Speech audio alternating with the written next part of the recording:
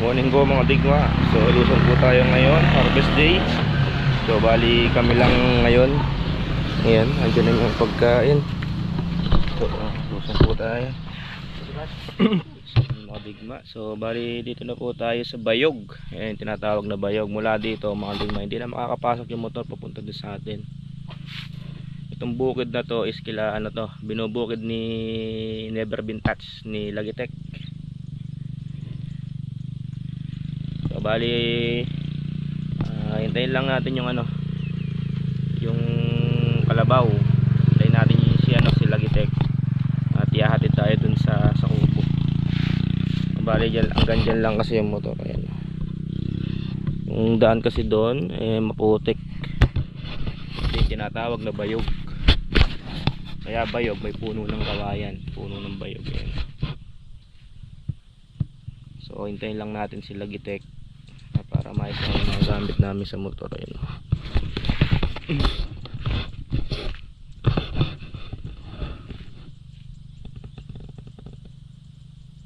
Ito na lang mga digma, maganda yung panahon. Sana wag umulan.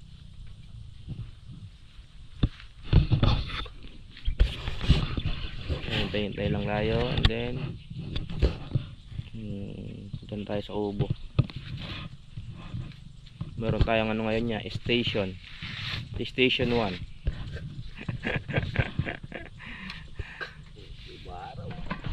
So yun mga digma, sumakay na tayo sa biyanan ni Wa.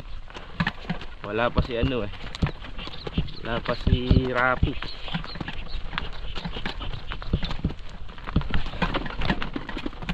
Kakalabaw tayo papasok. Ayan yung mga daan mga digma, kaya hindi makapasok yung motor. Wala alam, may bakas.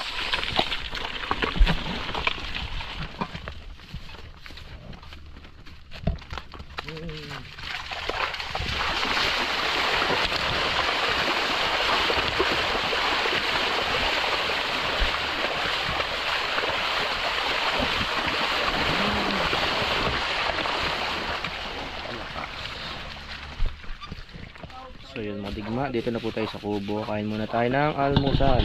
Ulam natin is ano, tomatoes. Marami. Hindi sili oh, baka gusto mo kung pagana. Yeah. Mainit. Hindi yung pinuno kahapon yan, nakadaming hinugan. Tawag doon, tomatoes. Tsaka kadami nga doon sa bahay. talong, tolongges. Tsaka piniritong tilapia. Maganda talaga yung silingan niya. Almusal. Tao nga kapag gumanda yung kay tatay nung sa hapon, uwi ako. Doon pa tayo nung naitik. Kinabukasan. Lugaw kaya natin itik, masarap kaya. Oo, ngayon pa lang. Ngayon pa lang. Dito kaya may kahoy naman. Wala si man, hindi na tatagak ng kahoy. Kailangan na yung kahoy dyan. Hindi kami nagdadang merienda Sinapay lang. Dahil mahirap yung daan nga. So yun mga digma, nag-uupisa po. Ito, tanghaling tapat. Yun, pinanigan naman tayo ng panahon. Mainit mga digma. So sana wag lang umulan mamayang hapon. Bali nakakatatlong ikot na. 4 na kaban na yan dito.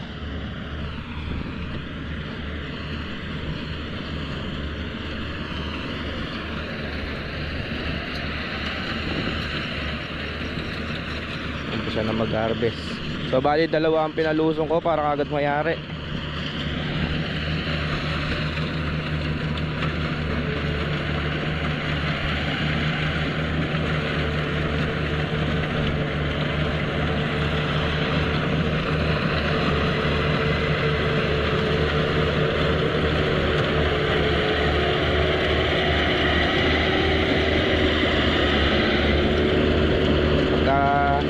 Pagkata pa mga nahihirapan din yung harvester, oh.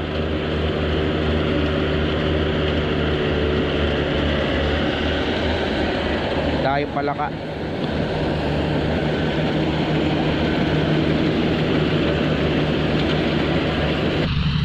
So bali may 3 din doon, tsaka 2 dito mga digma.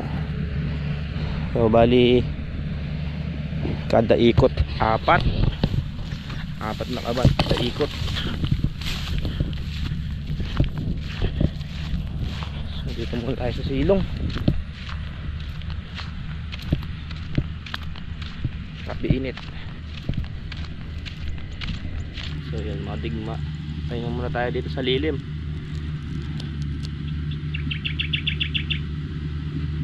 So sana makuha naman yung ano, 'di ba mga digma, yung dating ani. Pero ang mga digma, yung tawag dito presyohan ngayon, naglalaro lang siya sa 23 to 24 pesos. So bali kasi to isasabay ko dun sa tiyuhin ko kay Uncle Maning, para medyo kung mas marami, mas gumanda pa yung presyo. Pagka kasi maramihan, medyo gumagandang konti yung presyo. So antabayanan lang natin mga digma. Pagdating dito kasi yan, pagdating dyan medyo malambot kasi yung lupa niya. Ipapakamada ko dito na sa lilim na to.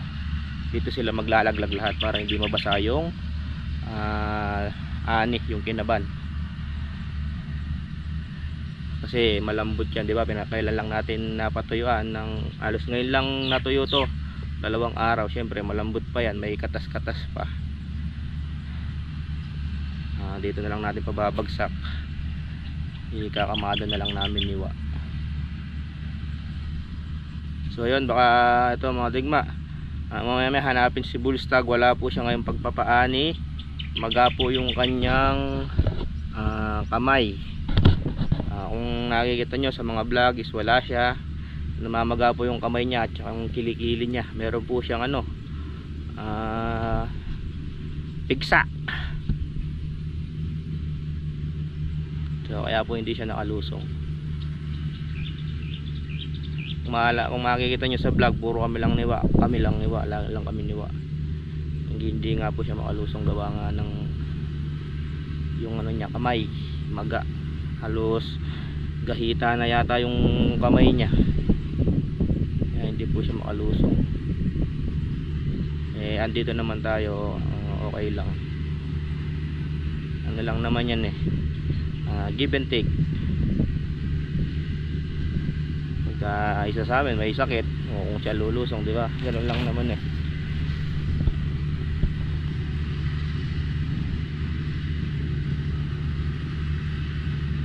So yun, maganda naman yung ano mga digma, maganda naman yung tawag doon, yung lugos.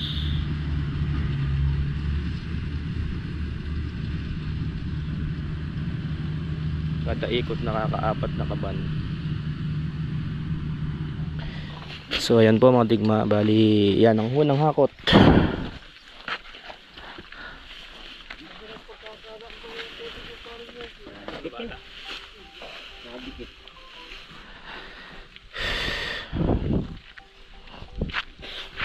So bali ano tayo mga digma, 2 salin po ng ano, 2 salin tayo ng karyada. Pagka inuwi, isasakay ng ano, traktora. So dyan, ang bayad dyan is 30 pesos.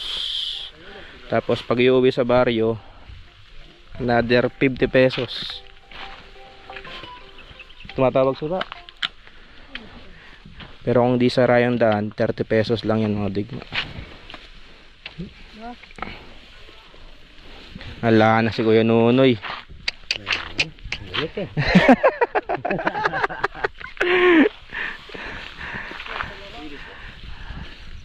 Ano, pakitang gilas oh. Oh. Oh.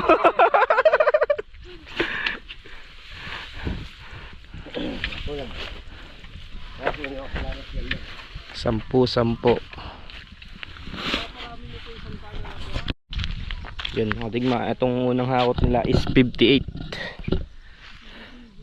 Yan, naka 58. So bali na-ideal na rin namin ni Wayan na kaya umahon din kami, mga digma. Na-ideal ko na siya. Yun nga, tulad ng sabi ko, naglalaro ng presyo, naglalaro ng 23 to 24. So bali yung kasabay kasi yung sa akin, yung kay Uncle is nakakuha ng 23.50. Bali sabay kasi kami sumabog. Kaya ganun na. Ganda naman ng ano. Nag-MC ako ng 24. Yung recover niya is 133 yata. Baga pagka naging bigas, mga digma, ganun ka ano yung recover niya. Pero kanina tansya ko yung bayar, mukhang gagawing ano binhi. Kasi mga digma, yung butil ng palay ko is buo, mabulo. Yung bulo ng palay. Saka yung ano, yung atay, binuksan kasi nung ano kanina nung buyer. Binuksan niya, kung siguro yan gagawing binhi yan, kung di ako nagkakamali, binhi. Kasi binuksan niya yung ano tinignan niyo yung laman ng palay sa loob, yung pinakaatay.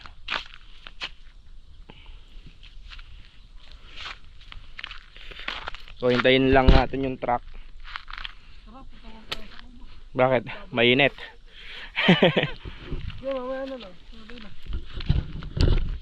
Ito muna kami niwa sa kubo.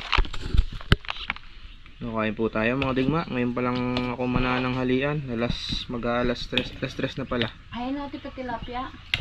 Buti nang dinagdagan natin yung tilapia. Limalang kilo reta sa ili ko nga reta. Kain na ako. Daing ulam, mga digma.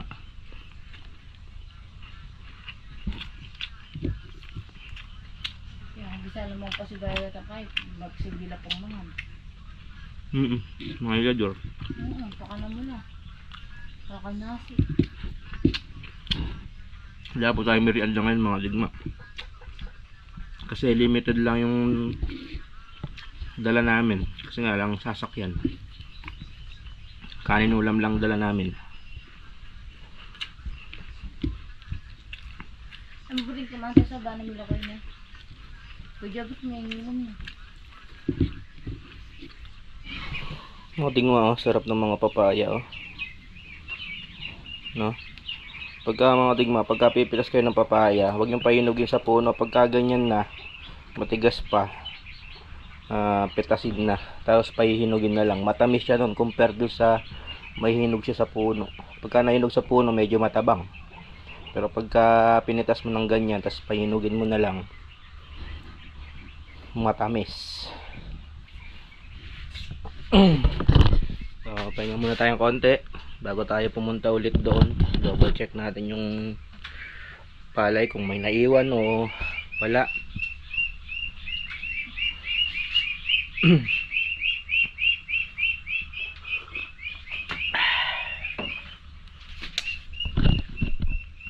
Sarap magkape, mga digma. Kontra balisawsaw. Pagka kasi malamig na tubig yung ininom mo sa katanghalian.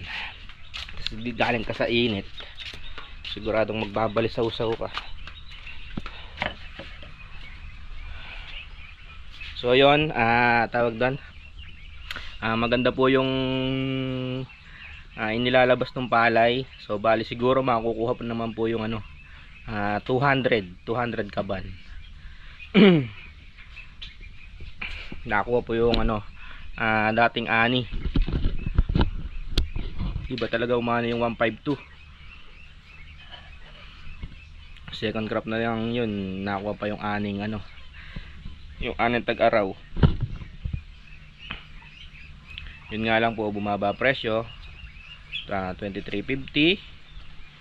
At yung gastos nga is dumoble yung yung karyada. Pero okay lang yun, importante nakaani, hindi nalubog, di ba mga digma? Okay na yun kaysa sa wala. Pahinga lang ng konti and then libot ulit tayo doon. Double check natin. So yan mga digma, yan po ang panghakot papuntang baryo.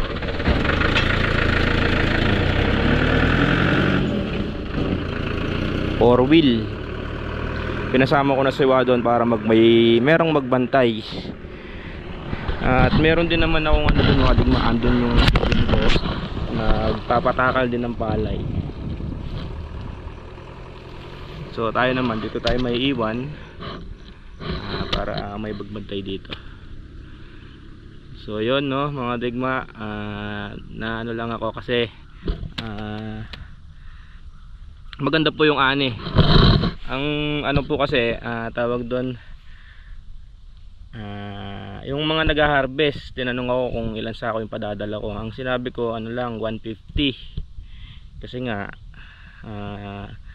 ayoko nang mag-expect ng yung syempre yung katulad nung nakaraan, 400 yung pinadala ko sako, tapos 300 lang yung naging palay.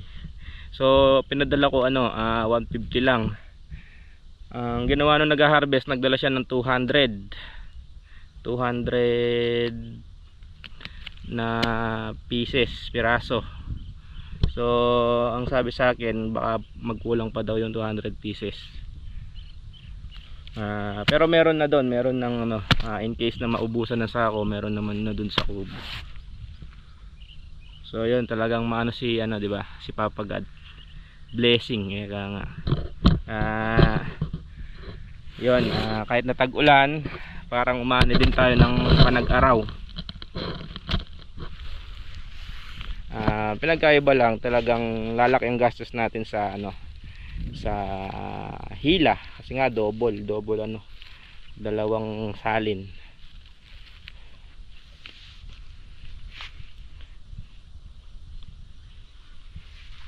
Ito, hindi ko rin nasabay ito mga digma.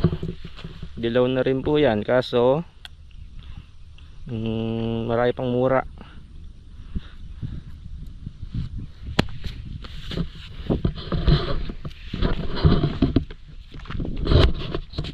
So yun, ito na yung truck mga digma.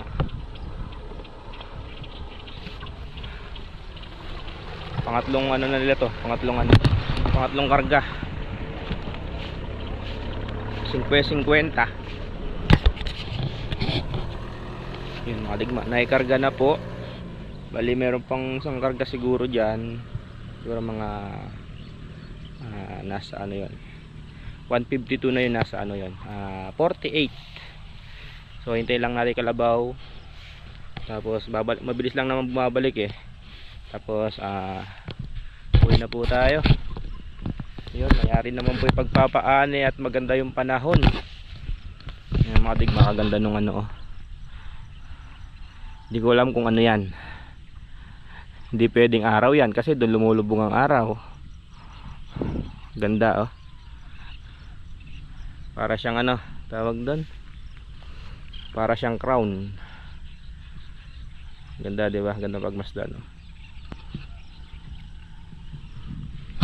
Ayun, bali hanggang dito na lang to mga digma. So hindi ko na ma-share yung pagda-track scale. masyado na tayong gagabihin. So muli, maraming salamat po sa walang sawang suporta. Yun. At yun po, bless pa rin tayo, di ba mga digma? At umatras man yung palay natin is kakaunti lang. So yun, hanggang dito lang to. Muli ang yung lingkod na si JSLT nagsasabing madali lang ang buhay, piliin yung masaya. And ciao. Mercy.